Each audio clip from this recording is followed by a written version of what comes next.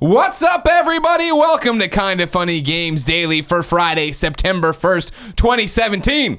I'm one of your hosts, Greg Miller, alongside the pure one, at Tim Gettys. Let Tim host. I really love this shirt, but I also love the black tie with it. And not only is it a black tie, it's like this nice satin black tie. Here's what happened is I finally believe Kinda Funny Games Daily here to stay. And so I had brought home one of the, if you've noticed this week, keen-eyed viewers, I've only been wearing 2 dress shirts. I just alternated them day after day because the problem was I went home on Friday last week, had a date night with Jen, brought my black tie home with me because I love it so much, it never made it back, thus making the pink shirt unavailable to be worn. Got it. Because I had no tie that goes with that. So then I was like, I gotta start bringing back more shirts. So today I was looking at my shirts, I'm like, this one still has the tags on it. I've never worn it. Clearly, I don't like it enough to wear it out like on a date night or hanging out night. So I was like, why not here? And now that I have it on, yeah, it looks pretty good. It is. And then I ordered off Amazon brand new ties. I think it's a little big on you. I went for, which sucks. Well, yeah, because, but I mean, it's good you for, buy all these clothes and then you waste away and you're skinny Greg. Well, I think I was just always, I'm not skinny Greg. I know, but like it's all relative, right? Sure. Yeah. Okay.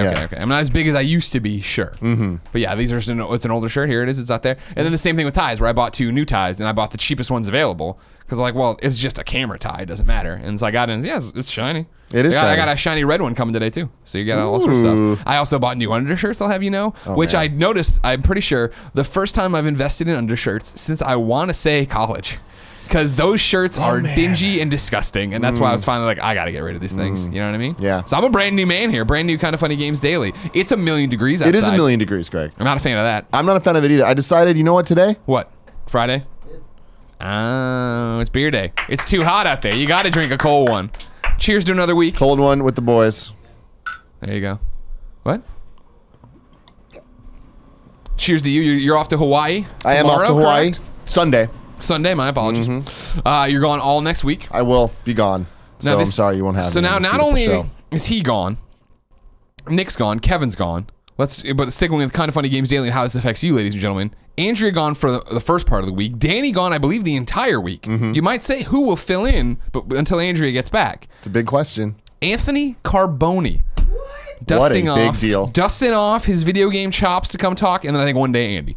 That's gonna be awesome. You've all said you want Andy. I see the Reddit. You love Andy. We'll bring you Andy. Hell yeah. It's gonna be a good week. If you didn't know, ladies and gentlemen, this is Kinda Funny Games Daily, each and every weekday on a variety of platforms. We jump into the nerdy video game news you need to know about. We get in depth with it, give you perspective, answer your questions, get your opinions, and a whole lot more. If you like that, you can watch us record it live on twitch.tv/kindafunnygames. But remember, we don't jump into the chat. We want to make a polished podcast. So your job, if you're watching live, is to go to kindafunny.com/you're-wrong. Tell us what we screwed up as we screw it up, so that at the end of the show, we can set the record straight for everybody who watches it later on youtube.com/kindafunnygames and podcast services around the globe.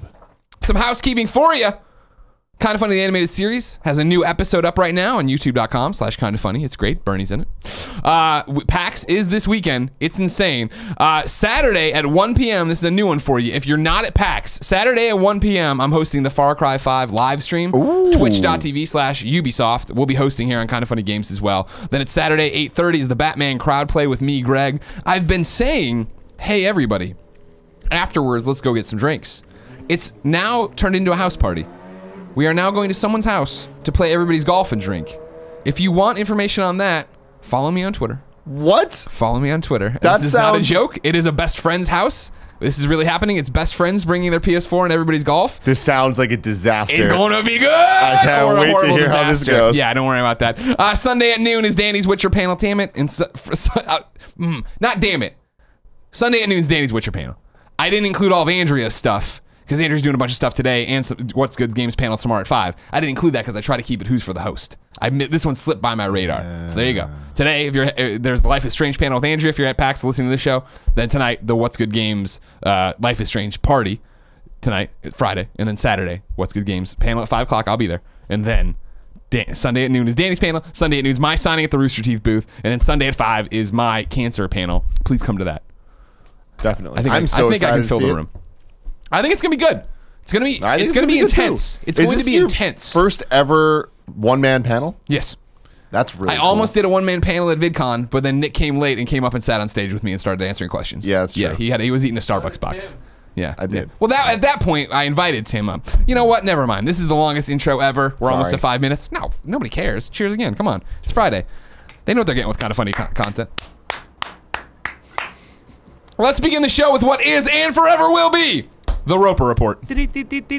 Time for some news. 5 items on the Roper Report. A baker's dozen! Tim, this is the first item. It is what I will headline the show about and what I will use for the thumbnail. Okay. Is it finally time to believe in a video game movie? Now, here's my thing. I don't know anything about this but the headline I'm looking at, and based on the headline, the answer is no. Tell me why I should believe. I'm going to read this. So everyone knows they've heard this Metal Gear movie happening forever, right? Okay. Jordan Vogt Roberts, who's the guy who directed Kong Skull Island, is on as the director for this Metal Gear movie. This got kicked up a while ago. I thought you and Nick, but maybe it was you and Andy, talked about it in the morning show. A quote someone got from Mr. Vogt Roberts talking about it, and it was like real. It was passing because he's making the rounds right now because he directed the Destiny 2 live action trailer thing that's out right now. People like it and they're asking like why. He's like, well, I just came off this big thing of Skull Island. I want to do this, and I think there's been like one. GameSpot did an interview with him apparently and fucking went in depth all about the Metal Gear movie. And Jordan here, I'm going to start calling him Jordan, even though your boy Jordan. My boy Jordan says all the right fucking things I want to hear. Oh my God. And that gets me pretty stoked, but we've been burned so many times. Lay him on me. This morning, Greg, I was in the shower thinking about Metal Gear, thinking about how awesome that microwave scene was. Just letting you know. Okay, cool. True story. So this is GameSpot's story. I'm pulling quotes from it. I encourage you all to go. I've pulled a lot from it, so I am very much ripping off GameSpot. Everybody should read GameSpot. Good. Quote, after Kong came out and it was a commercial and critical success, my standing sort of changed in that world, Vogt Roberts tells GameSpot while promoting his new live-action trailer for Destiny 2. I really give credit to the people I'm working with at Sony, the executives and producers. I was able to go to them and say, let's stop where we are because I think we're heading down a direction that doesn't fully capture why people love this game, what Kojima's voice is, why people who have played this game for a decade love it, why people who have never played this game will love it. I was able to say, let's really think about whether we're making the truest, most balls-to-the-wall Metal Gear version of this, the most Kojima version of this. And even if that means we make it for a little bit less money, let's make the version of this that's true to what it is, fully committed to what Kojima's voice is. Right there, I'm rock hard. How many times can you say Kojima before expecting me to just jizz everywhere? I know, right? And he's saying it in the, so like the lead-in paragraph about that was talking about the fact he signed on before Skull Island. So he gets on this project when he's not a nobody, but he's an up-and-comer. Now that he has clout, shows he can make a big movie, he goes back to Sony, he's like, hey, I've noticed some things. So let's keep going. Let's make the version of this that's true to what it is, fully committed to what Kojima's voice is. This is back to GameSpot. Vogt Roberts has highly personal reasons for wanting to adapt Metal Gear. Quote, if you put a gun to my head right now and you said, you can make a new Star Wars movie or you can make Metal Gear Solid, no question, I would be making Metal Gear Solid. I just got chills. The 32-year-old director says, I just grew up on those games. At very important phases of my life, there was always a new Metal Gear Solid to go along with that. As I was maturing, the franchise was maturing. He's literally saying things I fucking say, Tim. There's a billion ways to do this wrong, and that's why I've been so passionate and adamant about it. Because it's something that I probably know better than to just... it's something that I probably know better than just about anything on the planet. And it would be very easy for someone in Hollywood to screw this up, he says. Metal Gear Solid is so tonally complex. It would be so easy for a studio to make it generic, make it G.I. Joe, make it whatever. It's like, no, no, no. If you're going to do this, you have to double down and 100% not be afraid of what Metal Gear is. You have to fully commit to it, and that's what's going to make people fall in love with it. There's a billion ways this could go wrong. How do you recreate that type of tension when you're sneaking around? That thing that all of us felt as teenagers when you're sneaking around Shadow Moses, he asks. The panic of evasion. Holy shit, that alarm sound. When you were a kid, you used to go nuts. How do you recreate that on film? How do you make that something that's cinematic, he continues. I think it's just really truly understanding what these games made all of us feel and then figuring out how we preserve that and how we build a movie around that. I'm trying to tell a contained, emotional story, but also bring in the scope and weirdness of the Metal Gear Solid or the Metal Gear franchise, and understand the different generations. Vogt Roberts hasn't run up against the game's publishers yet. "Quote: I have not dealt with Konami at all," he says. "I'm very vocal about wanting to shepherd Kojima-san's voice, and that will never be something that I stop being vocal about. Konami, I believe, does have the rights, but I've not had a single meeting with them." fuck yeah, this guy. So there's a lot of fuck yeah, this guy. But all right, this movie still doesn't exist. Correct. That's the thing. He's like, and that's what he like. It's a big thing. I cut out the end of it, right, where he's like, basically they're like, so is this your next movie, or is ever like, I would give anything for this to be my next movie, but we still, basically it sounds like the script's the problem, where he got the script, he signs on, he gets the script, however that equation works. Then he gets this notoriety where he's like, cool, now that you know I can do this, this is wrong. This needs to change, this needs to change, this needs to change. But and apparently, according to what he's saying here, Sony's listening. They're not being like, fuck you, we'll get a new director. Like, oh, okay. Let's see what you bring to the table on this. We don't want to fuck this up. Knock on wood, you said. It could be so awesome. Everything he's saying makes me believe that he could do this right. I haven't seen Kong Skull Island, but it got great reviews. Have you seen it? Yeah, it's not good. Yeah, Really? it was that thing. It was the thing. I think Nick went and saw it too. He was like, it was a forgettable action movie or whatever. But how much of that is them making him set up the monster universe and Godzilla and shit like that? Is Nick still there? Will you get him? Because I do want Nick's opinion on this, Kev. The one thing that makes me feel a little ugh is him talking about how do we go through the different generations and have people understand the different generations. That's too much for one movie, right? Like when you think about what would the Metal Gear Solid movie, what would the Metal Gear Solid movie be? Yeah. Or even just Metal Gear movie. I feel like it has to be Metal Gear Solid 1. Well, but here's the thing with the generations. How do you make them understand that? That's in Metal Gear Solid 1. Metal Gear Solid, the original Metal Gear Solid, is dropping you into a story that's already started, right? You're being pulled back in. You're Solid Snake. You did this thing. You took down boss. You destroyed Outer Heaven. Like, here you are, but something's happened, and they're trying to restart. There's going to be things where people are like, what? Like, you're going to need flashbacks. You're going to need exposition. You're going to need to explain the fact that there are all these generations, let alone when you get into the fact that they're clones and all these other things. Yeah, Solidus and yeah. No, yeah. That could be so damn awesome. And I do think that you can boil down the Metal Gear Solid story into a 2-hour movie. I think it's possible. Like that Metal Gear Solid 1, not that long of a game, all things considered. Sure, yeah, I by today's standards or whatever. Yeah, by today's standards. I think Especially, that, it was that including cinematics and everything, it's what, 10 hours? I think. I don't remember anymore. It's been so long. I remember that it seemed so, oh man, it's 2 discs. It's going to be huge. And I remember when you jumped to disc 2, you're only on it for a couple hours before the credits rolled. Like, that was the thing about that. It's hard to say, you know what I mean? Because obviously we've been burned so many times by video game movies. But I don't think, and correct me if I'm wrong, everybody, feel free to hit me up, kindafunny.com/you're wrong.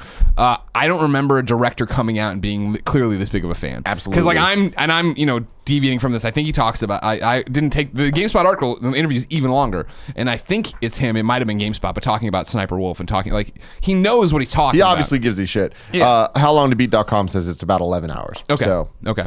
But yeah, I think that when you take away all the gameplay elements of that and like condense it into a cinematic vision, I think 2 hours you can get away with getting through all the complexities of the characters and the entire plot and all the action scenes and everything. And also him talking about, even if we have to do this at a smaller budget in order to be more true to the vision, I think that they can get away with that with a movie on Shadow Moses. Shadow Moses, not the biggest, most complex area, so it's not like they need a bazillion different and that's the sets. thing. Yeah, exactly. You can say, and then just backtracking all these different things, and to what you're talking about of like boiling it down to 2 hours. I'm not saying there's filler and stuff, but like you just have to have it where there's more mid-tier bosses, right? Like Vulcan Raven needs his time, but that Ocelot fight's got to be quicker, and like there's like so many little things that you can plow through early on to get there. Yeah. I mean, it's been a long time since I heard somebody talk about a video game movie and be like, fuck, you're saying all the right things. And then and the other thing that I love, maybe Jordan here, my bro Jordan now. Follow me back on Twitter. Maybe my bro Jordan is just playing the game. Where he's like, good for him. Guess what?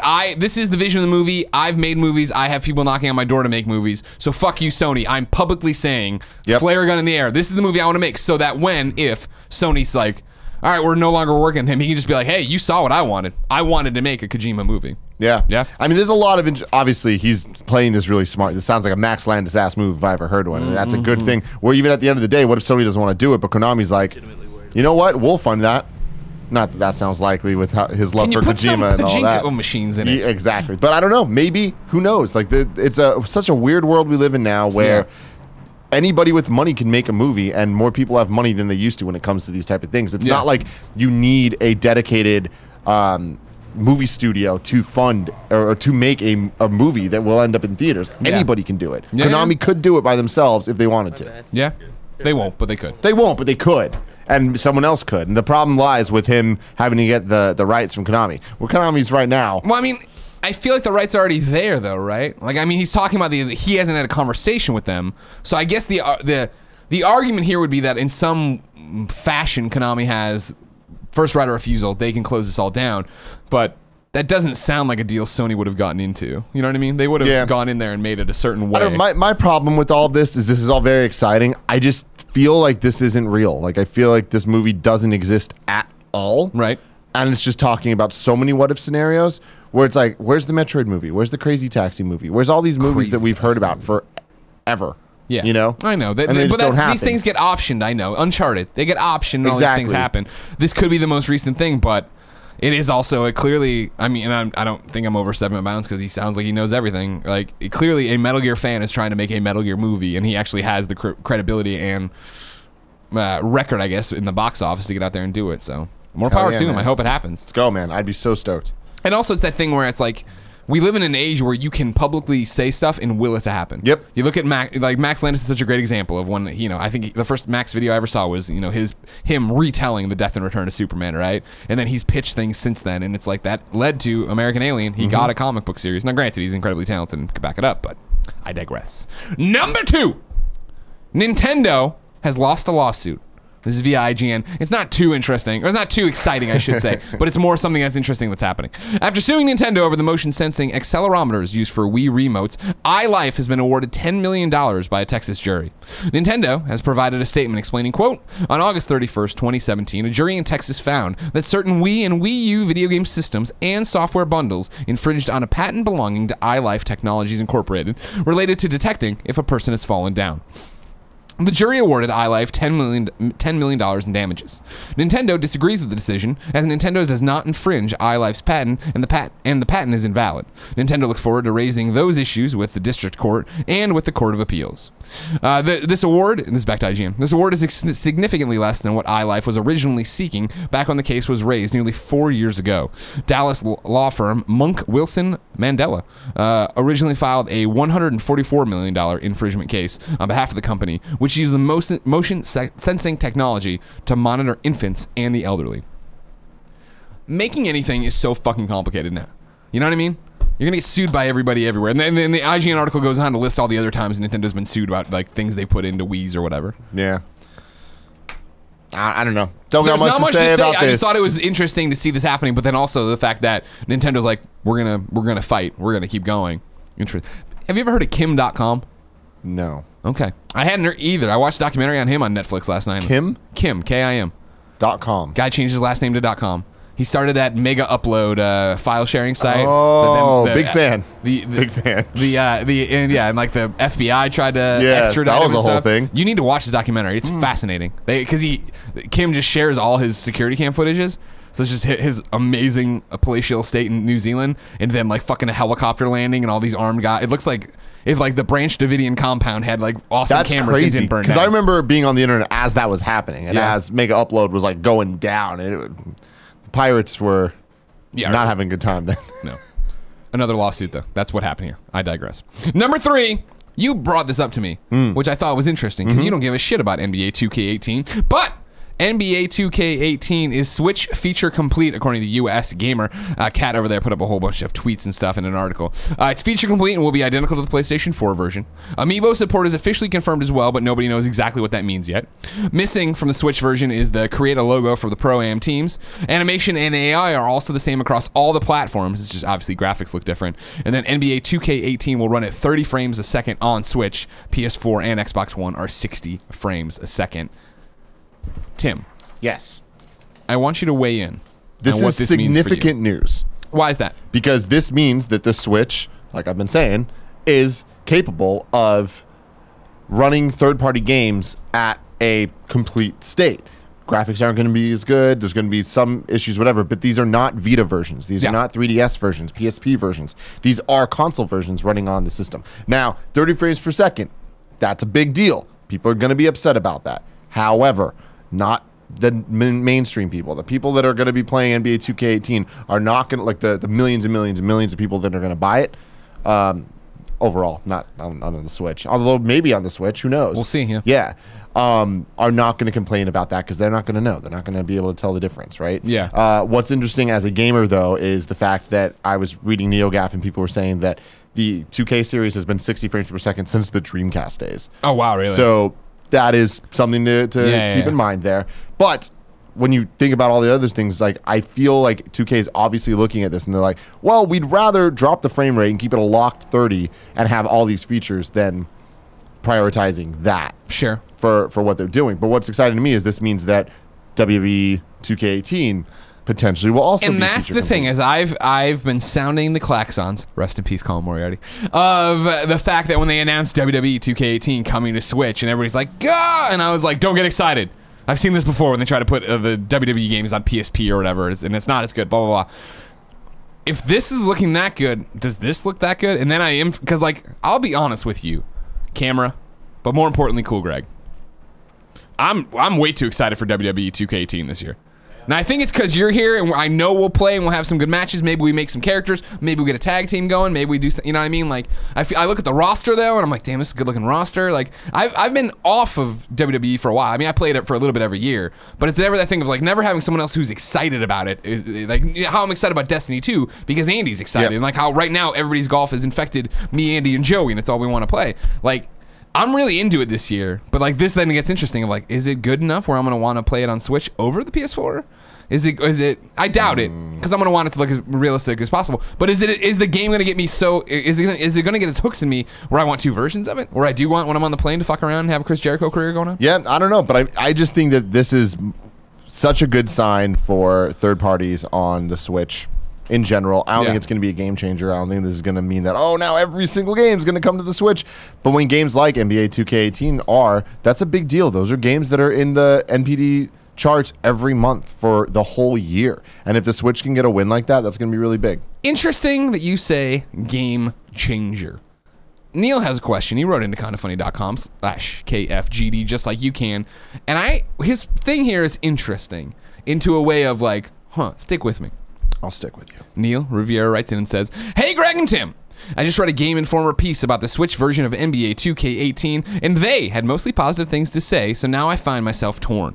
While I want to support any quality third-party games on Switch to prevent that well from drying up, I also want the best visual experience, which definitely won't be on Switch. My question, however, isn't about which version I should get. In the Game Informer hands-on, they asked the 2K team about save cross compatibility, to which they responded that NBA 2K18 would not support it, but they admitted it was, quote, an interesting proposition. While save game cross compatibility is hardly a new idea, most recent Vita and PS4 cross-buy titles support it. Do you see developers implementing this kind of feature in Switch/other console games down the line? I, for one, think it would be a fantastic idea, but maybe that's just wishful thinking. Thanks again for all you do. Before this question even got read, I even read Neil's thing in the document, right? I was like, man, maybe I'm going to buy it on two platforms. And granted, I'll get codes or whatever. But if I was out and I was really into it, maybe I would buy this on two platforms, PlayStation 4 and Switch. At no point is PlayStation going to play nice with this. We've already seen it with Rocket League. We've already seen it with Minecraft. PlayStation is not down to, they're number one. They're king of the mountain. They don't need to do it. However, Xbox continues to make this generation gamer-first decisions. We are here. We have to build goodwill because we are behind. We have to give you a reason to have this system. Here's backwards compatibility for free. Here's the game's library at a really affordable price and a great system. Here's us making controllers. So on and so on and so on. Here's us putting out Minecraft. And yep, Switch talks to this, talks to mobile, talks to PC. It's all there. It's all whatever you want. Rocket League. I digress. I don't think we are too far removed from Microsoft being like, yes, if 2K is all in on this, it is the same infrastructure. It is literally the same thing, just a dialed down frame rate and a dialed down thing. Yeah, okay, cool. We will do this. The 2K series. Think of this E3 announcement. And now we want to talk about something next. You know, 2K. Somebody from 2K comes out. They show NBA 2K19. They show WWE 2K19, and then they have Miyamoto come out. They have Reggie come out, and they're like, you know, we talk about the Xbox One and the Xbox One X, but the Xbox One ecosystem being the end of generations. There's always going to be competition, but we love what Switch is doing. We love this handheld. We wish we could come up with a you know what I mean? We are excited to announce we are the exclusive partner with the 2K series. Or not even exclusive partner, but we are partnering with the 2K series that if you want to take your save from the Xbox version of 2K to Switch, if you want to take it to PC, if you want to take it to, now mobile wouldn't work, but you know, those three legs, or even if it is just Switch and Xbox, because I don't know what the 2K series is doing on PC, if there even is one. There might not be. That I could see happening. I can't. Yeah? I love that idea. I think that it's very wishful thinking, and I think that you're saying like we're not that far removed from it. I think we're very far removed from it. I think the first thing that gets in the way of that is the fact that Nintendo does not see the Switch as a handheld system. Until they do, which there will come a time that they do. Yeah. Mark my words. Yeah. And that's once the 3DS is gone. Forgotten. Until then, there's not a chance in hell. This is a console. Interesting. So Good point. when you're Good thinking point. about the vernacular of that, it comes down to the PS4, Xbox One, and Switch are seen as consoles in all of the console creators' minds. That's a great point. That So is a really good point. with that, it's like if they were going to do that, it would also be on PS4, where it's like, oh yeah, you can also bring your saves across. That would be the first step, is if the 2K games were like, yeah, your saves work anywhere. I think another complication comes to the fact of trophies, achievements, and Nintendo's lack of anything. How would that work, where you're getting saves and things are happening on your Switch? They would need to figure out a way that when you upload your save and play with your save on your other system, that it realizes what you did trophy-wise. I'm with you. Stuff. That's not that. That's not. And I don't know how that all works. As somebody who uses it a lot, it's going to be simple. Where it's something that you ping the system. Where it's like I've had games where when I put something sound shapes, right, was one of them, where you put it on, and as soon as sound shapes turned on, it was like, oh, like when you went from PS3 to Vita to PS4, you pop that in, it would be like, turns on, okay, oh, I'm pinging the servers, and I see you've already done this, you've already done that. And it's not like saying you already have the trophy, it's saying, I'm seeing you've already uploaded the level, you've already beaten this level. You could store that information locally. More than likely, it would be like, if you fucking pop it on the Switch and you want it on 360, or, oh, Jesus, if you pop it on you want it on the One, you gotta either repop it, or when you, like if it's like, body slam someone 40 times and you've already body slammed them the 40 times, but you did it on Switch, when you come back and you body slam them the 41st time, that should be enough to ping it and go like, all right, cool, that triggers the trophy. Yeah. That's a great point too. That's in a perfect world of Greg Miller where we all care about trophies and fucking achievos and stuff. That's not the world we live in. There would be fuck ups there. I just feel like it's not only would there be fuck ups, I think that's the type of thing that Microsoft or Sony or whoever is involved in 2K is going to look at this and be like, not worth the time. I mean, like, the thing that, honestly, you totally checkmated me with, like, Nintendo doesn't think of themselves as a handheld. Because that, in my head, my Switch is my handheld. I'm going flying tomorrow to PAX. It's in the bag. I'm all set.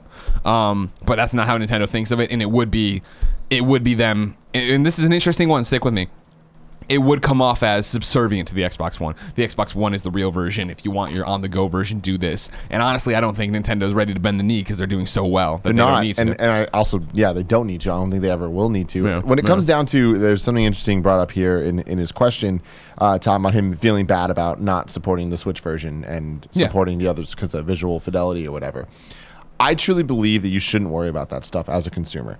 I am the #1 Nintendo fanboy. I want Switch to succeed more than anything, and I know that supporting it means that it will only succeed more. However, when we are gamers, we're spending a lot of money on video games, and we need to support the things that matter to us most. When it comes to NBA 2K18 or WWE 2K18 or whatever game it is, you need to look at it and be like, what matters to me more? Yeah. I'm going to support it there. Yeah. If visual fidelity matters to you more than taking it on the go, you should support the PS4 or Xbox One version. If taking it on the go matters to you, you should support the Switch version. And I look at that like with Sonic Mania, where it's like, to me, yeah, there's platinums and stuff on or trophies. No platinums. Sorry, there's not a platinum, but there's trophies on the PS4 version, whereas the Switch version I can take on the go. Yeah. And I took it on the go, and I'm planning to platinum it, in quotes. Yeah. I'm planning to do all the trophies on my Switch, not getting any actual thing from that, but it's like, to me, taking that on the go means way more than the other things. You raise a great point, and I think it's something you actually talk about a lot. It's like, you can't reward bad behavior. I always, when I get grumpy and I want to talk about how the Vita got hung out to dry, right? It's the fact of like, well, fuck, why? EA put out a shitty Madden on Vita, and then nobody bought the shitty Madden, and so then EA's like, well, we're not going to put out any more Madden, because the counter side of that is like, fuck, this Madden sucks. everybody buys so we get more Vita. And then EA's like, oh, look, they'll buy anything. Just keep churning out the shitty Madden. It's not like they were going to get we really need to reward them with it. Like, here's the argument it's a message to Nintendo/2K of like, here's how many people are willing to play it at 30 frames a second or whatever at a lower graphical fidelity. And then either 2K has to figure out how to get that extra out of it, or Nintendo's got to say, fuck, we should have made it more powerful, or how, you know what I mean? Like, that's how it's got to break down. But Tim's right. Don't just buy it to buy it. Yeah, and I think that we're in a very interesting place, and I'm so happy that 2K is taking the Switch seriously. Me too. And looking at their games, because when you look at the biggest third-party franchises out there, off the top of my head, I'm going to say it is the 2K sports franchises. Sure. It is Call of Duty. It is Assassin's Creed.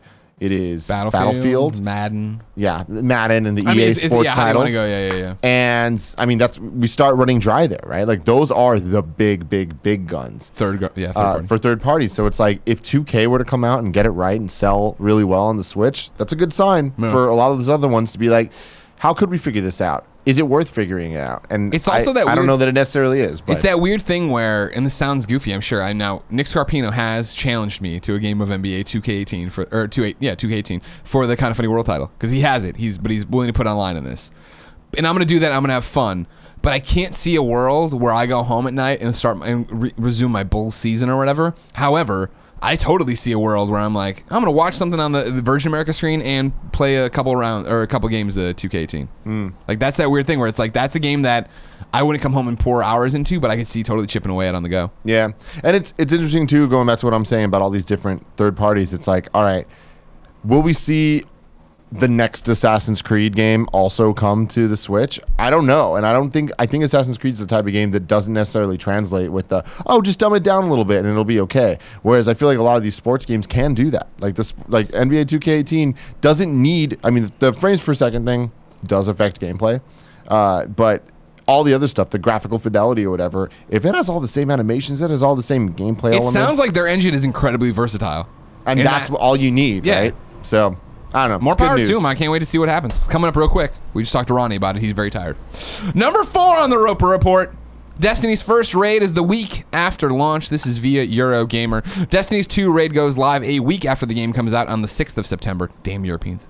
Bungie said the raid launches at 10 a.m. Pacific time on September 13th. Destiny 2's trials go live a couple days later at 10 a.m. Pacific time on the 15th of September. Bungie usually waits a week or two before it launches Destiny raids, so players have a chance to level and gear up for it. Destiny's 2 raid will be no different. The developer also promised not to tease the new raid in a bid to keep its innards a surprise for fans. But apparently, I stopped reading here because they went on to be like, some people have already started deciphering. I'm like, no, I don't want to know anything about it. That's cool. That's exciting. Yeah. I'm glad they're giving you fence posts for it. Remember, next week Destiny 2 comes out, and Tim, Kevin, and Nick are all out of the office. So in the afternoon, every one of the days where we have Destiny, Andy and I are going to sit here and stream it. And I would assume Monday and Tuesday we play Everybody's Golf, but don't quote me on that yet. But we're going to be here having fun. Come hang out with us. Twitch.tv/kindoffunnygames. Are you going to try Destiny? Or even No. Mm. I missed that boat. And not only the boat's back now. Yeah, but the boat, I'm just going to let it keep going. Okay. It's too much of an investment. I'm not good at that type of game. There's nothing about Destiny that draws me in. Like, all of the hooks that it has are things that I'm like, ooh, I need to avoid that in my life. Like, I'm not good at first-person shooters. I don't really like playing games online with my friends. Sure. Like, it's not really my type of thing. Yeah. So I look at that, and it's like, so much of this, it sounds like the most fun parts of Destiny are the raids and all that stuff. And in concept, that sounds super cool. I don't want to be the guy holding my squad back. See, that's how I feel, too, about raids and stuff. But I really feel this year's going to be different. If I'm with Andy the whole time, and we're screwing around, and the kids he plays with, and Andrea's there, I want to hit up Poe and see if I can get him to do it. Because it's just like, when you're doing strike team shit where you're just running dailies or whatever, like, that's fun just to watch and bullshit around and talk to each other. But yeah, we'll see. Yeah, you see me enough, I guess. Final story on the Roper Report, I believe. Let me double check. Number 5, right? Yeah, number 5. This is actually really cool. Middle of Earth Shadow of War's Memorial DLC. This is via GameSpot. I'm going to read pretty much the entire article here. Warner Brothers has released a new trailer for Middle Earth Shadow of War that reveals a DLC character is coming to the game that honors a developer who passed away last year. Michael 4G Forgy was the executive producer on 2014's Shadow of Mordor and died in March 2016 from a rare form of cancer known as glioblastoma. Developer Monolith is honoring Forgy. I imagine it's 4G. 4G, you think? Oh, because they his call him name's 4G. 4G, yeah. That makes sense. 4G. Well, then why would he be Michael 4G? I think because his like name's the number 4G. So why put it in quotes though? Whatever. Because 4G that's his, with like, a DLC arcade character. name. The DLC character in Shadow of War named. Now, how do you do this one then? Forthog. Because that's the one. It's either Fort Hog or Forthog. I guess if we're saying it's 4G is his last name. Forthog. Orc Slayer. He is described as an unstoppable warrior who saves Mordor's mightiest heroes at their moment of greatest need. Monolith said in a statement, "We lost Mike to cancer during the development of Shadow of War, and we want to remember and honor him with a little bit of immortality in Mordor. The legendary Forthog, Orc Slayer, is our way to continue to have Mike leap into battle and save us when we're down." WB Games will donate $3.50 from every purchase of the character to 4G's family through the end of December 31st. That doesn't make sense. Through the end of December 31st, 2019. Previously, 4G's family launched a You Caring page where money was being raised to cover his medical expenses and support his children's future. The campaign raised more than $130,000, though it was short of its $300,000 goal. Shadow of War launches on October 10th for Xbox One, PS4, and PC at Gamescom. Microsoft, which has a co-marketing deal with WB for the game, announced Shadow of War Xbox One S bundle. In addition to Shadow of Mordor, 4G worked on the first two Gears of War games, Fable and Conquer. I thought that was awesome. That's a really cool way to do it. It's really the trailer's cool. actually really well done too. It's super sad, obviously, and all it is his character, Forthog, fucking tearing heads off and shit. But it's like knowing the story and then how they ended and stuff. It's pretty impressive. Mr. Salty Dog writes in though. It says, "Hey gang, I want to ask you what your thoughts on the new piece of DLC that WB is offering for the upcoming Shadow of War. The DLC allows a character, Forthog, to randomly appear to one-hit kill an enemy while the player is fighting. The twist is that Forthog is a tribute to an executive producer that died of cancer during the production of Reading on Reddit, it seems that most people are in favor of this, and some are even planning on buying the DLC and not the game itself." Greg interjecting, "That's my plan as well." Others, however, have noticed that the money will only go towards the family if bought within the United States, and even then, not all 50 states. I, for one, was going to buy the DLC to support the family, but because I live in the great white north that is Canada, none of the money would go to the family, and instead would go to WB themselves. So I am conflicted. Do I buy it to show support, or do I try and hold out to see if WB will fix it so it goes to the family? Would love to hear your thoughts, especially for someone who had cancer. Thanks for all you do, Mr. Salty Dog. I can't fault WB for this. This is the United States of America. This is how commerce works. I don't think this is WB being like, fuck Illinois. I think it's that Illinois has some weird charity fucking laws about it, in the same way that donating from Canada and then how taxes work have weird laws about it. It gets so hard, and it sucks because you're right. You're coming from a good place with this, and it's like the good news is it sounds like there's not some shady shit that WB's pulling where it's just like, oh, well, they're saying this, but really they're making money off of it. It sounds like, no, there are certain situations that make this difficult to figure out a way around. For example, we just did the charity thing for the Houston relief. Right. And doing that through Red Cross had its own set of complications, but even just doing it with our tip system and whatever, people get percentages, and we're like, you know what? The easiest way for us to figure it out is we'll just match the whatever the issue was. And exactly, go from there. right. That's the thing for us to bring up speed is like, we're a small business.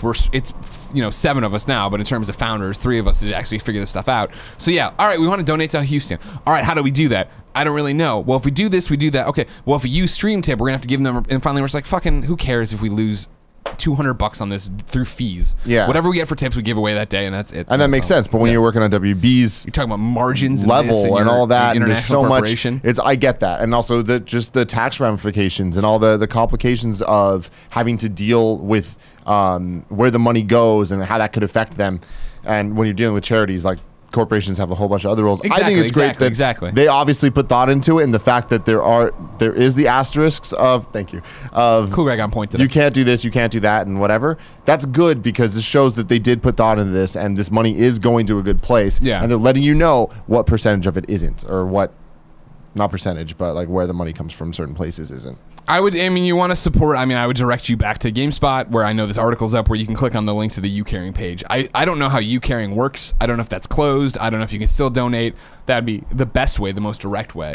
But this is a nice way for those who can to chip in. Yeah, and that's a good point. And going back to what we just did, it's like, for anybody that wanted to support Houston, they could just go to their, whatever they think is the best way to support and do that. But them doing it through us is us as a community, right? Right. So I think that this is more like, this is WD. Hey, Shadow being of like, Mordor hey, people. Shadow of Mordor is Or- doing or- this, you know, yeah, because we believe in this. And I think that that's a strong message. Yeah. Yeah. Time for the official list of upcoming software across each and every platform is listed by the Kinda Funny Games Daily Show hosts each and every weekday. I thought I was supposed to read that. When we've done this before where we end on like a sad-ish story. I feel weird then to be like, "Bah, and I did the whole song right You there. just did But it it's there, just an but- okay, easy there's way to context, though. transition. I don't like to do it, you know what I mean? Out today, ladies and gentlemen, Splatoon 2's Forge Splattershot Pro. It's a weapon. Post tonight. There's double XP in Titanfall through September 5th. Andy Cortez, still playing Splatoon 2. No, he's not. He is? I see him. He literally put up an image last night of his character fucking my character in everybody's golf. So don't tell me. He's doing that as well. He can't play 2 games. He's not that talented. can't play It's 2 impossible. games. Songbringer comes to Xbox One. White Noise 2 comes to Xbox One. Echoes of the Fae, The Fox's Trail, comes to Xbox One. Ravager comes to PC. Meanwhile, over on new dates, holy fucking shit, Tim. Yes. PlayStation has brought back the Crystal controllers. PS2, what up? Dude, I'm assuming you know what these are just by me saying it, but imagine the PlayStation DualShock with that clear plastic where you can see all the inner workings. They have it for pre-order right now. It'll be available later this month. They are all, though, retailer exclusive, which I'm not a huge fan. Oh, Tim's bringing it up if you're watching right now. There you go. If you're listening at home, right around the 4103 mark, you can go back to the YouTube video on youtube.com/kindoffunnygames, and Tim shows you a DualShock 2, right? Yeah. This is a knockoff DualShock 2. Oh, really? But it is what same it used idea. to look like. You can go get the crystal one, which is just the clear plastic at GameStop. Red crystal is at Best Buy. Blue crystal is at Walmart. Dude. Let me tell you, Greg. You know me. Big fan of blue. I saw that blue one instantly. When I saw the top of it, I was like, not my favorite color blue. The bottom of it, kind of funny blue. All about this. I want it.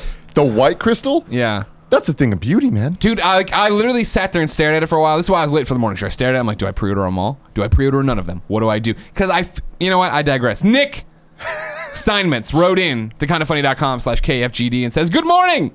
My friends still seem to be using the controllers that came with their console, and I am on my 4th in a shorter time period.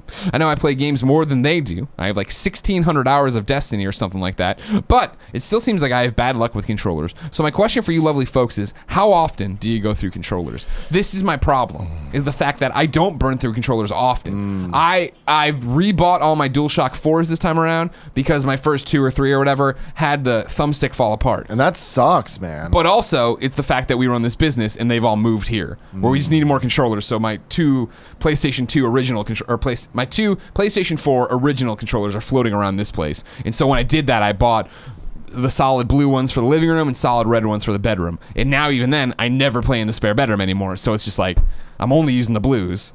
I really can't justify buying these crystal, but I really fucking want them. I get it, man. And that, dude, they got us. They got us by the fucking balls. So how often do you buy controllers? So I've told myself that I can't. Because I look at these and I had a very similar thought to you last night where I'm like, do I just buy the crystal and blue crystal because they look really cool? Yeah. I'm like, I don't need them. Yeah. I have more PS4 controllers than I could ever have any use for. I'm the type of guy when I invest in a console, when I'm like, I'm going to go PS4 Switch this gen. I get that about myself. I get them and I'm like, all right, in any situation, how many controllers might I need at my house, right? I'm decked out with 4 Pro controllers for the Switch. At any moment, we want to bust in some Mario Kart when my friends are over, we're going to be able to do that. PS4, when do I need more than 2? Yeah. Never. Absolutely never. Yeah. So I'm like, all right, I have to. Yeah. Because I had my PS4, got my PS4 Pro. Those are my 2 controllers. Yep. I'm good. I'm fine with the black. Black looks nice. Like the black does look great. Yeah. No, that's the thing. It's like, it's like, man, I really want this. And I had this conversation with Kevin recently where I was like, looked at his Switch and he has the gray Switch. Yeah. And I was like, wow, it's weird that like I look at this and I'm like, you're the only person I know with a gray Switch. Everyone has some type of like personal touch. Correct me if I'm wrong. Isn't Kevin just using the Office Switch? So he's just doing everything he can for free. But I was like, what colors are you waiting for? Like what is it that you want to have? And he's like, I'm good.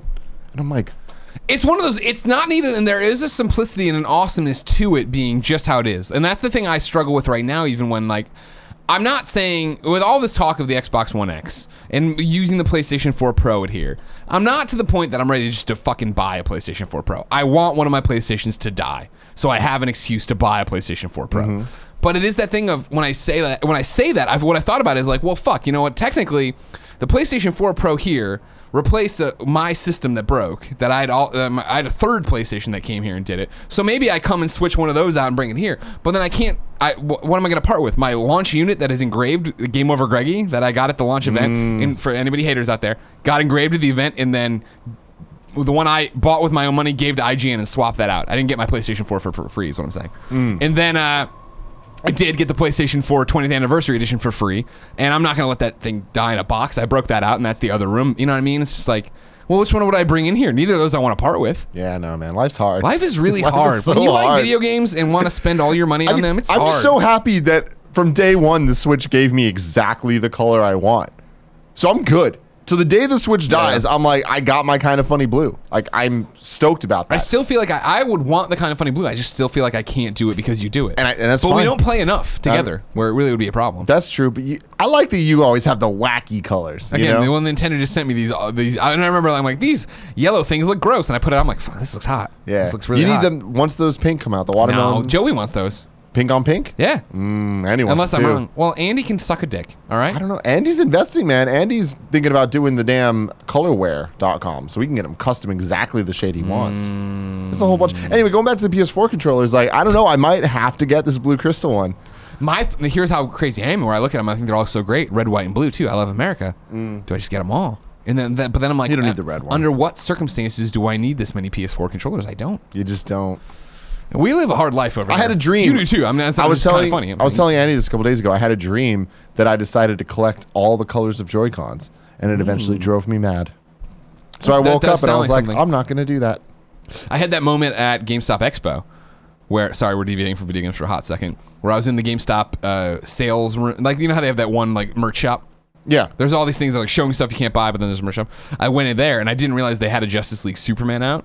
And it's the one of him in the pose or whatever, and I'm like, well, I buy every Superman, and then I picked up the the '60s Batgirl Funko Pop. These are Funko Pops that I said, because I do Batgirl Funko Pops at the desk. I'm like, what? And I'm like, no, fuck, no, I can't do this. Do it. The Superman doesn't even look that cool.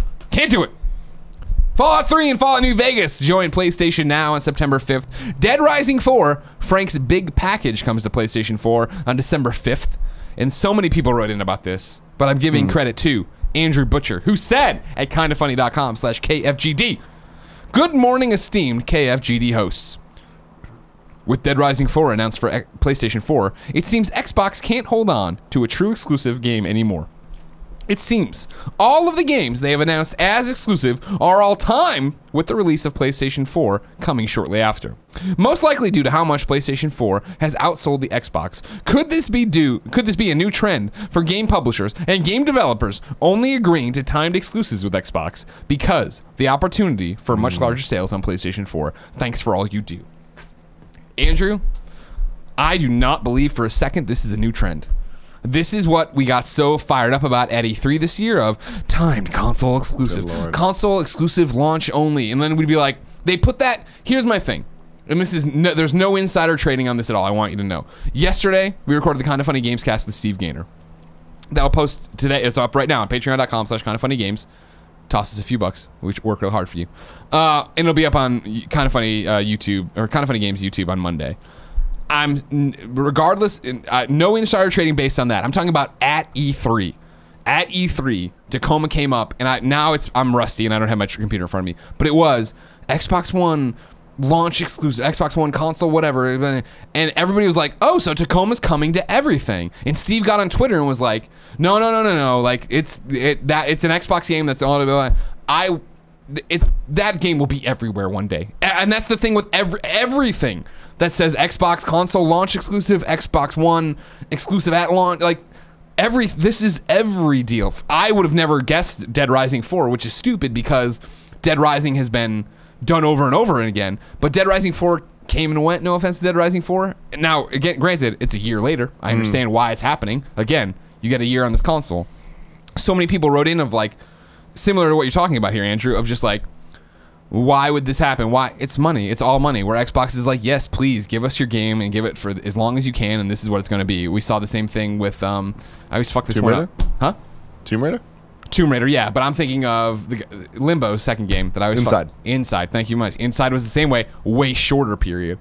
But every one of those games, and this is what drives me crazy, if I can be honest, with not Xbox, the video games in general, even Nintendo. Even though I thought Nintendo's Nindies was much more well communicated, of exclusive at launch, exclusive this holiday, like, you know what I mean, of like, we're very clearly telling you what it is. Whereas at Xbox's one conference at E3, I know I'm harping on them, I apologize, Xbox, but Xbox's one console was the most egregious of Xbox One, console exclusive, blah, blah, blah. And you'd ask them after, and they would always wiggle around. It's still happening with PUBG. Yeah. Where it's like PUBG is a early access beta launch exclusive, and like, so is it ever coming to other platforms? What? And they're like, oh, well, we're really excited. And then you get like, it depends who you're talking to, and it depends what day it is. Like, PUBG is going to be on PlayStation 4.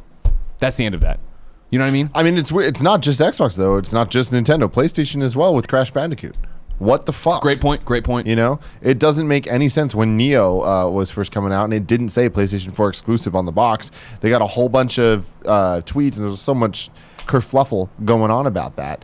And people were being really weird and dodgy until eventually, I forgot the developers of that, Koei, I think it was, came out and they're just like, no, it's exclusive, guys. Like, it's not coming anywhere else. And this is the shitty thing where this isn't new. I wish I could sit here and tell you, oh my God, it's been this thing. And I don't mean to harp on Xbox One. It's just that Xbox's One conference at E3 was so, we're using incredibly interesting verbiage and we're moving it around every game to try to figure it out. This has happened for years, where people come out and they say this, and then I understand. This is where it comes back to. This is what always drives me crazy of, well, video game journalism, right? Video game journalism is a thing that there's people who do it. Schreier, Patrick, yeah, exactly. Austin Walker, they're doing real things and doing where I think like they talk to those guys in prison, right? All this different stuff. I digress. When you get an announcement from a company, it is always PR, and that is the thing. We're putting this game out and it's exclusive to Xbox One. Awesome. Is it this? We're not announcing anything else at this time. We're not doing anything else at this time. It's like, it's so hard to dig beyond that to get in and get a source. And that's why it is that where a real true exclusive comes out and someone's like, this is exclusive. And they're like, well, what does that really mean? And they have to be like, no, motherfuckers, we're saying it's exclusive. We're saying this is all it is. This is what it's going to be. But it's been as far back as Resident Evil fucking 4. Yeah. I'll cut my head off with a chainsaw if this comes to any other platform. Well, yep. Still got a head, don't you? You still got a head, bro. Fucking video games. But yeah, it's money. That's what. It's a smart move for Xbox. I don't know how smart a move it is for developers. That's always my biggest thing. Where it's like, Tomb Raider is awesome. The Tomb Raider Crystal Dynamics series is fucking awesome.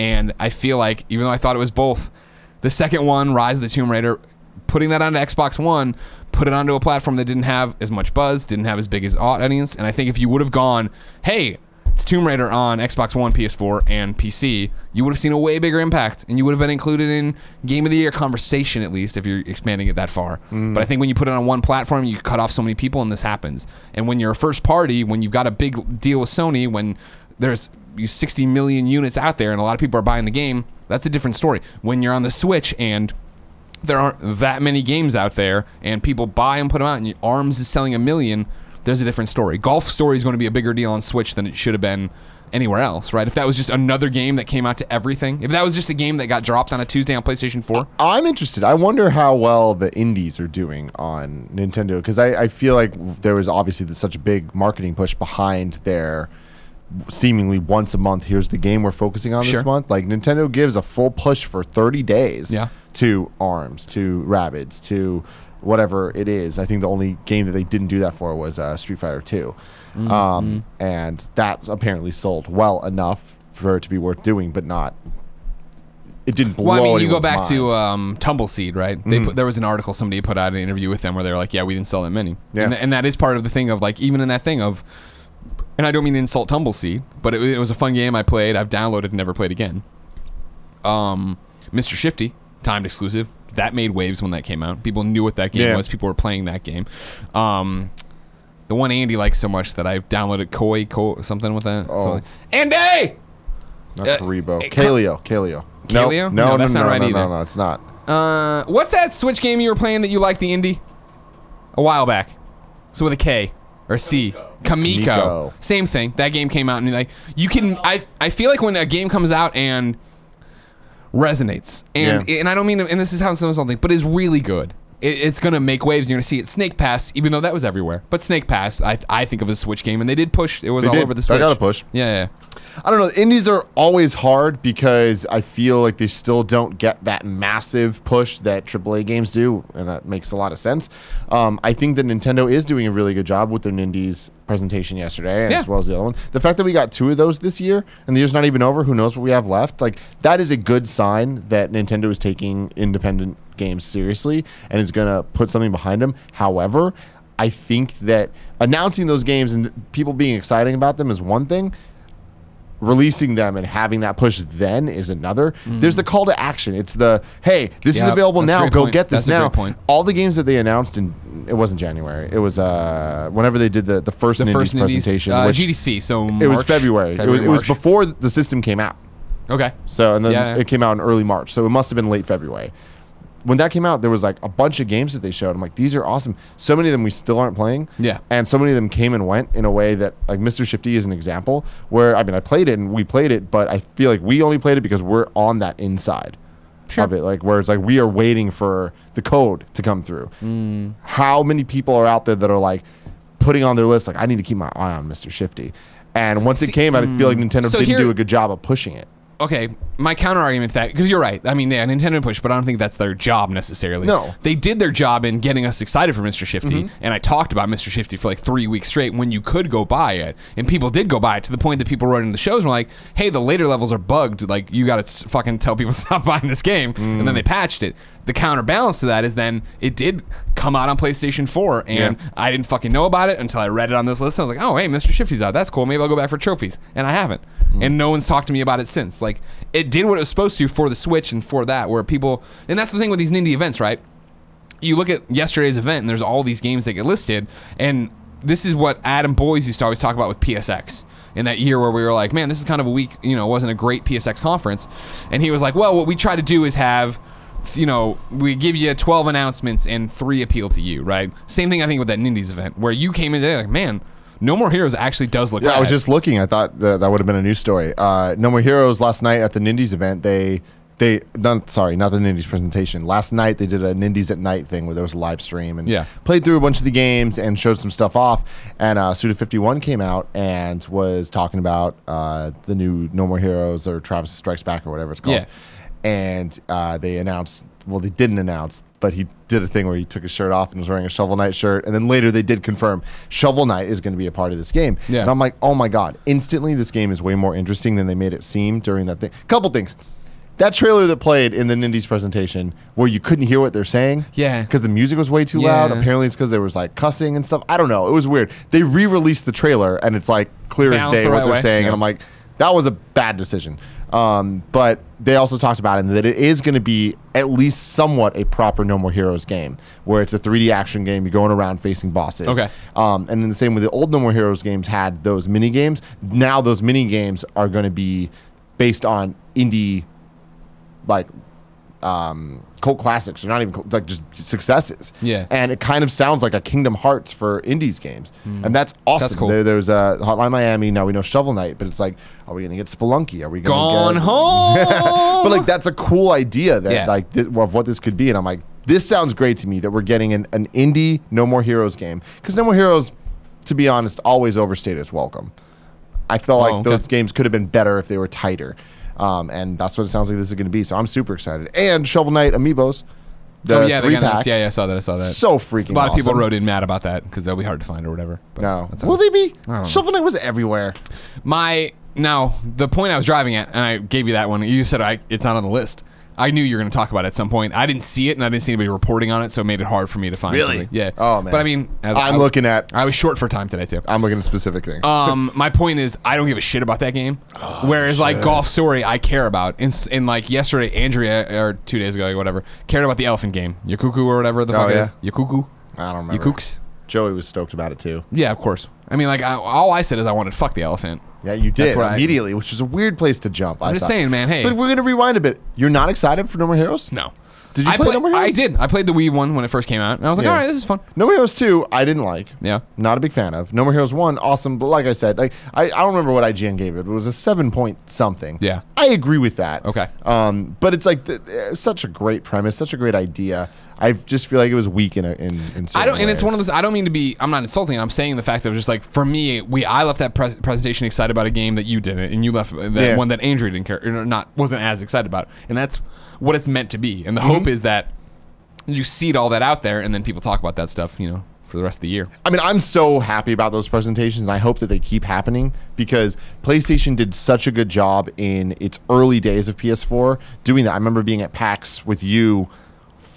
Must have been like 4 or 5 years ago at this point. Yeah. And they did the I Heart Indies. Oh, I Heart Indies. Thing. Yeah. And that was so awesome where they really did an event that was amazing and showed why journalists should give a fuck about these games. And they made sure IGN and GameSpot and Kotaku and all of them were there to evangelize these games. However, they didn't do a good job about getting that out to the public that wasn't at PAX. But that's the job of the press. Like that's the job of the press / influencer, and that sounds when I say it skeevy in a way, but it's not what it's meant to be. Is like you're there to report on what the whole point of, and it's gotten weird as personalities have risen, right? But the whole point of IGN, GameSpot, etc. going to PAX is to go to PAX and see games and write about games and tell you about games and come back then to their shows and talk about games. Like that's the thing where it's like we're doing the Gamescast next week on Monday with Carboni, right? And I've thought about it like, well, I have enough to talk about with him. Should we push it later? But like later gets in the way of the Destiny streams, and like I don't know what his schedule is, and blah blah. But it's that thing of like I'm gonna be coming off of PAX, where tomorrow I land at PAX, I do the Far Cry thing, and then I'm gonna wander the floor and see shit until it's the What's Good Games panel, and then I'm gonna do my Telltale thing, and then I'm drinking at somebody's house apparently. You know what I mean? Like that's the thing of like you come back and my thing is to come back and be like, hey, I wandered the floor and the 4 things that caught my eye, and Anthony will be like, here's what I saw that I cared about, and then you'll go to Giant Bomb and you'll go to Polygon and you'll go to, and like it'll be that different thing of you go to the personalities you care about that are there, and they'll find something else. Yeah, that's a good point, and I think further than that too. Just we're in a different time now, like where we were 5 years ago compared to now. PlayStation, Nintendo, and Xbox have their own, just in the way that influencers have rose, they also have the ability to talk directly to their 100%. Oh, direct to you. To you. But I think that that's something that we're seeing that, you know what, probably in that whatever year it was at PAX, PlayStation would have done a live stream had that been a thing back then, but it wasn't. Whereas now we get this Nintendo presentation, and then last night at PAX, they did the equivalent of what we did for PlayStation a couple of years ago. However, IGN was there and everyone was there, and it was also live streamed for people. Sure. And I think so. I don't know. I want to give kudos to Nintendo for doing a really good job of making indies a big deal, showing that they matter, and from announcing them to having people play them to covering that, they're doing a really good job. What I don't think they're doing a good job of is following up when the games are actually coming out. I understand that, and that makes sense. And I like the fact that, again, I think the system's working in the way of, like, literally, you're like, holy shit. Like, did you see this stuff about No More Heroes? And I was like, no. And I was referencing, I had a No More Heroes press release in my inbox. And you're like, oh, it's this. And the Shovel Knight. I was like, all right. And I read the press release to add it to the World Report, and it didn't mention any of that. And so then I went to, today I read IGN and GameSpot, and I didn't hit up Kotaku, but I hit up, and like, I didn't see anything about it. And I was like, Tim will know it all. And I'm a NeoGaf. Like, dude, that's like where I get all my stuff. No, I hear you. And that's what I'm saying is like, you care about that, and you find that information in the same way that, like, I care about everybody's golf and I don't shut up about it. So, like, somebody wrote in today of, like, hey, I translated this article of, like, here's what's coming up. And I was like, all right, cool. Like, I'm not going off your translation, but I'm cool. It's cool that there's more courses coming and more online stuff and then blah, blah, blah. Deals of the day, Tim. September's 2017 Games with Gold have been announced. On Xbox One, Trials Fusion will be free August 16th, September 15th. Forza Motorsport 5 Game of the Year Edition will be September 1st through the 30th. Oxenfree will be September 16th through October 15th. Xbox 360 Hydro Thunder Hurricane, September 1st through the 15th. And then Battlefield 3, September 16th through the 30th. We had a whole conversation here about Forza and how to pronounce it. I think it was me and Andrea. It has totally fucked me. Forza, right? Forza, but that doesn't, where's the fucking T? I don't know. And so then somebody's like, think about it like pizza. And I was like, that's a good one, but I still, every time I get to it now, I focus so much on Forza that I fuck up the next word. I hate my life.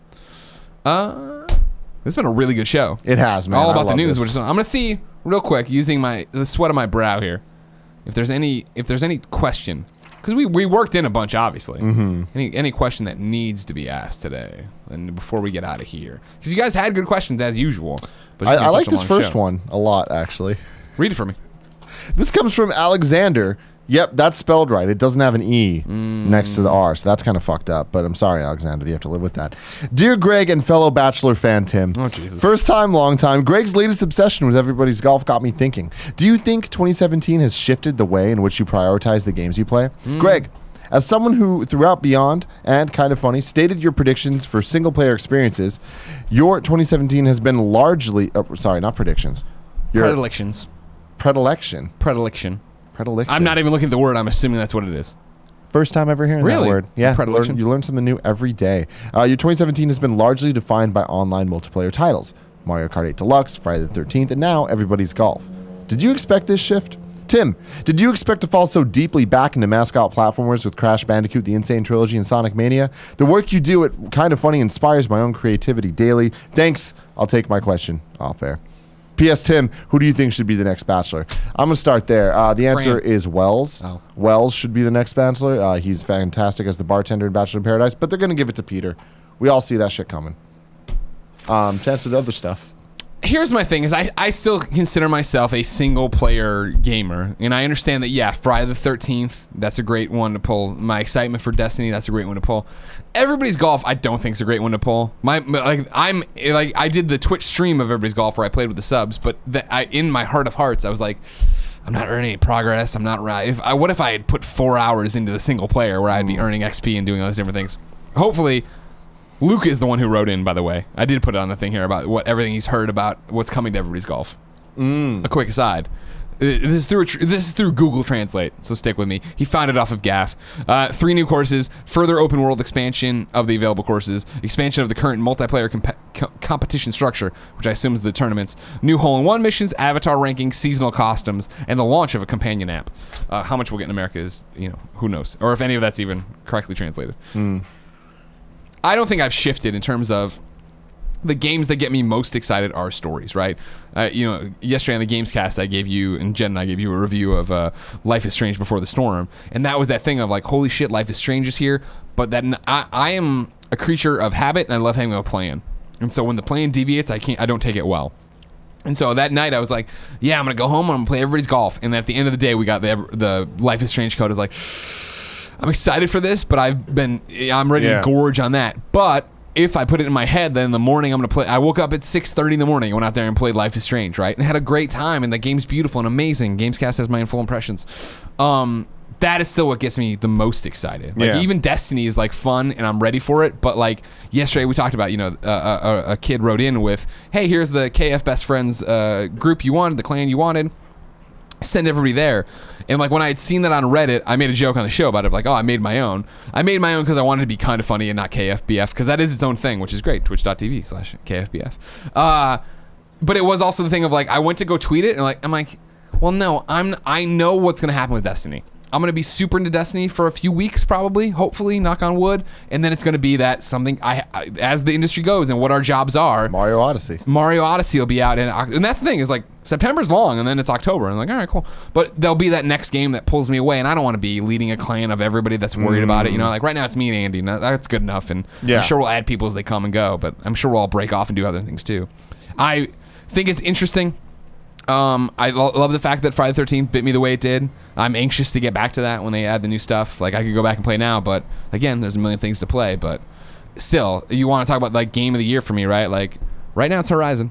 Right behind it, Zelda. Like that's how it works. And you look at that list, like sure, Friday the 13th's on there, and it'll probably be 10th, and it'll be like whenever I say my top 10 for game of the year, I'm talking about my giant bomb list, right? And I'll probably start it of like. Put it down. I know it's not that great. Don't come at me with your, your torches and pitchforks. It's the games you enjoy the most. Exactly. Yeah. So yeah, I love it. I'm excited about it. But it's the same thing. I don't want to extinguish the flame by putting too much air into it. You sit there, you try to go, you're blowing on the little flame. You took Boy Scouts. You know what I'm talking about. I did not. No, really surprising that I didn't have that. I hung out with some of my friends that did Girl Scouts though. Did you get some of them Very cookies? Tim Getty. I got a lot of cookies. Yeah. It's cool. It's great. I hope Destiny bites me and keeps me in. That was a long answer. Yeah. What about you and your mascot I mean, well, it's funny to me is I feel like it's a little bit different than with you, because with you it's like, oh, you're playing games that you wouldn't normally play. These are games that I love to play. Tim Getty's favorite genres, undeniably platformers, whether 2D or 3D, rhythm games, third-person action games. Cool. That's kind of my thing. So it's like, all right, great. We get back to my favorite games of all time. I'm gonna invest a lot into that, right? Yeah. And both of those have treated me very well. Mario Odyssey seems to be the next one. Come on now. I'm hoping for. You're a coward about Mario Odyssey. I wouldn't say I'm a coward. I fucking think Mario Odyssey looks great. I can't fucking wait to play it. And you're like, I don't know about it, Greg. And then Nick Scarpino played. He's like, I don't know about it, Greg. Did he? Yeah. He played at GameStop. At one point, he walked off and came back. He's like, I don't know. Really? Didn't grab me. Yeah. No, okay, to be clear, I'm not You're a saying hater. I don't know about it. I am hating on it right now. I'm hating on it the same way I hated on Breath of the Wild when I played it at E3. And I was like, it's fine. I don't know that this is what I'm looking for in a Zelda game. And then it blew my mind when it came out. So I was wrong about that. Happily. Not wrong. You gave your impressions. That's fine. Yeah, but to be fair to that game, it needed more time than 20 minutes 100%. to 100%. understand the hook of it. And I think that with Mario Odyssey, I'm looking at it now, and like I have met maybe 2 people that know Mario the way I do, that give a fuck and can tell you the differences between. Is Andre Seeger's the other one? Yes, yeah, he is. Shout out to Andre. Game Explained. Game Explained, man. But the other guy, I don't even know. I just made it up. Pear I just didn't want to say there's one. No, Pear probably, right? Yeah. I know I could sit down with Pear and talk about how Mario felt in Sunshine compared to Galaxy compared to 3D World. Like, we can get in on that level. Playing Mario Odyssey, seeing Mario Odyssey, all of it, I'm kind of like, all right, I don't know. I'm not looking at this like it's going to be the best Mario game ever. Sure. And I'm expecting it to Breath of the Wild, the Mario series. And I don't know that it necessarily will. I hope that it does. But my Mario rankings, my 3D Mario rankings are something that I look at and I'm like, I know exactly where everything lies. And all of them are great, including Sunshine. Will this be better than Sunshine? I better fucking hope it is. But I don't know. Okay. Tim, it's time to squad up. This is where one of you writes into kindafunny.com/KFGD. You give me your name, your username, your platform, and a reason why you need help in a game. I read it here. The best friends find you. Everybody has a great time. Adam Gumby wrote in. He needs help on Xbox. His Xbox username, Young Gumby, but Y-U-N-G, and then a space Gumby. That's a great one. I expected Tim to laugh at that because I love Young Gumby. Young Gumby. Needing people to play Battlefield 1 with. The new DLC is coming soon. Also need members to join our platoon in Battlefield 1. Easy Company, parentheses, Band of Brothers reference. Thanks a million. Young Gumby. Go find Young Gumby. Support him. Have fun. Too hot today. Tim, what did we get wrong? Remember, if you're watching live, you can go to kindafunny.com/you're wrong. Tell us what we screwed up as we screwed up. We set the record straight here. So everybody on youtube.com/kindafunnygames and podcast services around the globe get a show they can be proud of and believe in. I want to give a shout out to the fact that my brother got me more water and switched my cup to the Sasha Banks cup. No, the real epic thing your brother did was he put the cup down, it walked away, then noticed the Sasha Banks wasn't showing, came back in, rotated it out to get the legit boss out there. You know what I'm saying? Awesome Tastic says, hey guys, on the topic of NBA 2K18 and the possibility of cross-platform save transfer system of some kind, this is already being done in Telltale games. Devs don't need permission to do that as Telltale is doing it on their own. Telltale basically takes save file X on platform A and transfers it over their servers to platform Y and creates save file X. Really? Like they create whatever. However, if they were to have some kind of universal save transfer system, that's another question. Hope that clears things up. I had never heard of that. That's crazy. I don't know how you would do that. I guess Telltale makes you can have a Telltale account and stuff. That's interesting. I've never ever heard of that. I'm not saying I don't believe you. I'm just saying, can I really take a PC save and put it on PS4? Inquiring minds want to know. Sergeant Rob says a lot of things, but he boils it down to Fortnite from Epic Games also can do this between PS4 and PC. Well, but was that really the argument? I wasn't saying, did I say nobody does this? Because I know people do it. No. Okay. And then Kurt Masterflex says, I think you're wrong, Tim. Universal saves could be one of those things 2K just has to flip a switch on. Wordplay. They already did it within console families for the Borderlands 2 remaster. Okay. So, yeah. The elephant game is Yono and the Celestial Elephant. Thank you. From Steve Jr. Yono. 1128. You know, Tim Parker Wolf says, Tim said Koei developed Neo, but really they co-published it. Team Ninja developed it. There you go. Good correction. Thank you. My name is Greg. Yep, that's it. Okay, great. Ladies and gentlemen, this has been Kinda Funny Games Daily. I like to leave you with this for this week. It's a Fuck This Trophy submitted by Kitten of Lies at kindafunny.com/KFGD. He or she says, fuck this trophy, super hot VR.